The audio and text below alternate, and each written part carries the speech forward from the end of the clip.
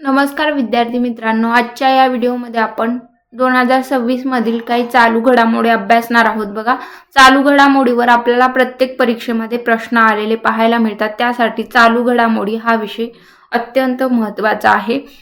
बघा, प्रश्नाला सुरुवात करू आपण। पहिला प्रश्न बघा, ऑस्ट्रेलियन ओपन 2026 ची महिला एकेरीची विजेती कोण बनली आहे? बघा, ऑप्शन दिलेले आहेत, तर ऑप्शन क्रमांक काय योग्य असणार आहे? तर ऑप्शन क्रमांक 2 या प्रश्नाचं उत्तर आपल्याला योग्य सांगता येतं।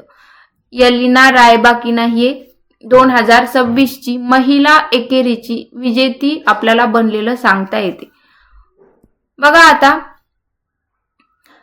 कझाकिस्तानच्या येलिना रायबाकिना हिने 2026 चे ऑस्ट्रेलियन ओपन जिंकले आहे। रायबाकिना आहे, मी रायबाकिना म्हणलं।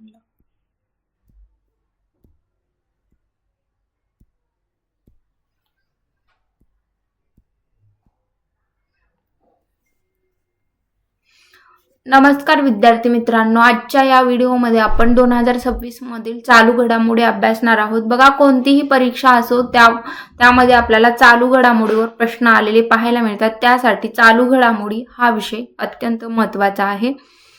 चालू घडामोडीचे प्रश्न आपल्याला रोज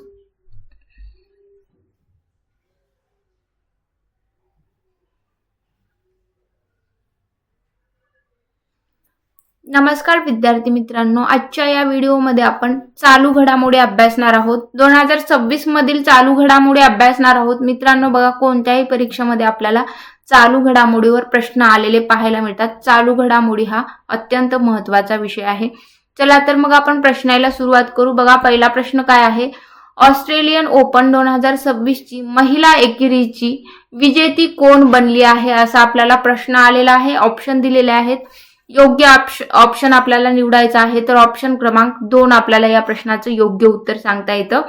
मग ऑस्ट्रेलियन ओपन 2026 ची महिला एकेरीची विजेती येलिना रायबाकिना ही आपल्याला सांगता येते। त्यामुळे ऑप्शन क्रमांक 2 या प्रश्नाचं उत्तर योग्य असणार आहे।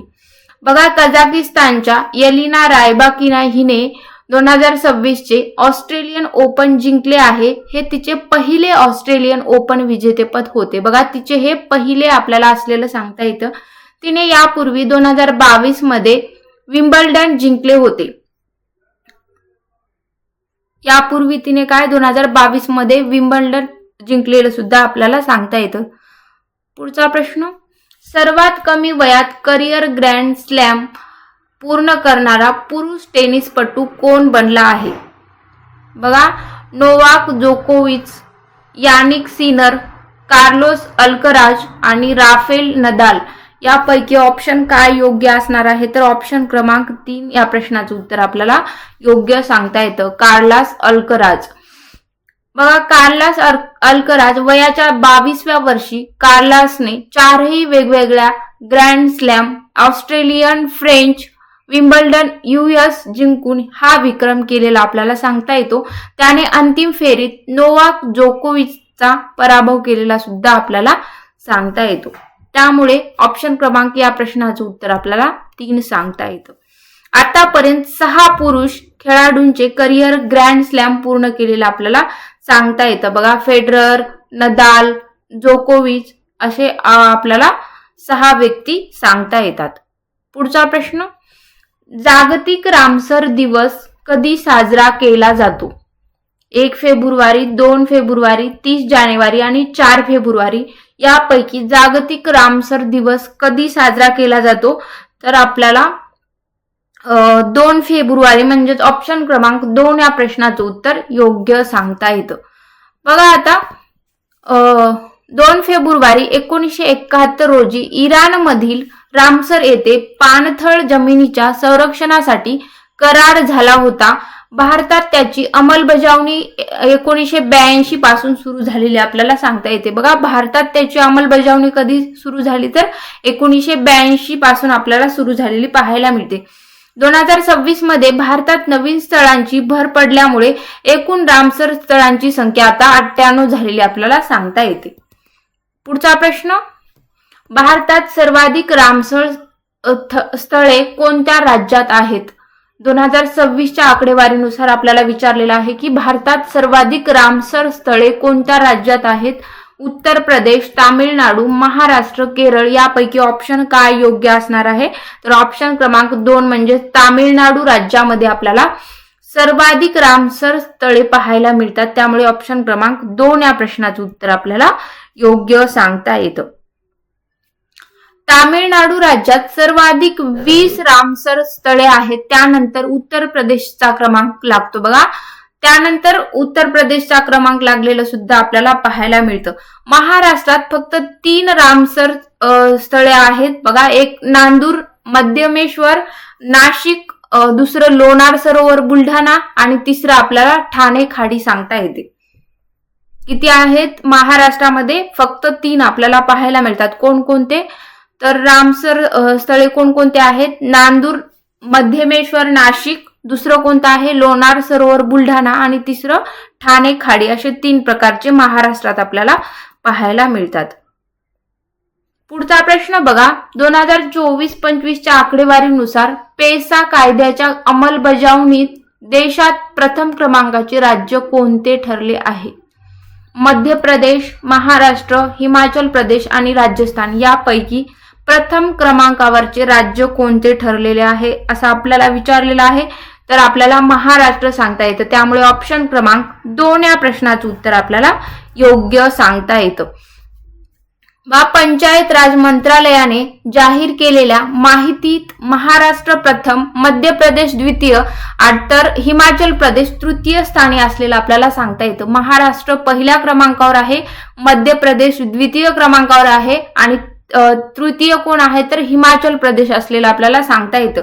महाराष्ट्राने 2014 मध्ये पेसा नियम लागू केलेलं सुद्धा आपल्याला सांगता येतं. बघा प्रश्न असा पण येऊ शकतो की महाराष्ट्राने पेसा नियम 2000 किती मध्ये लागू केला? तर 2014 आपल्याला लक्षात ठेवायचं आहे. 1996 मध्ये पारित झाला होता हा कायदा आदिवासी क्षेत्रातील ग्रामसभेला विशेष अधिकार देतो. पुढचा प्रश्न. भारतीय लष्कर आणि ITBP यांच्या अग्निपरीक्षा हा संयुक्त ठराव कोठे आयोजित करण्यात आलेला आहे? लडाख, उत्तराखंड, अरुणाचल प्रदेश आणि सिक्कीम यापैकी कोणत्या ठिकाणी आयोजित करण्यात आलेला आहे असा आपल्याला प्रश्न विचारलेला आहे.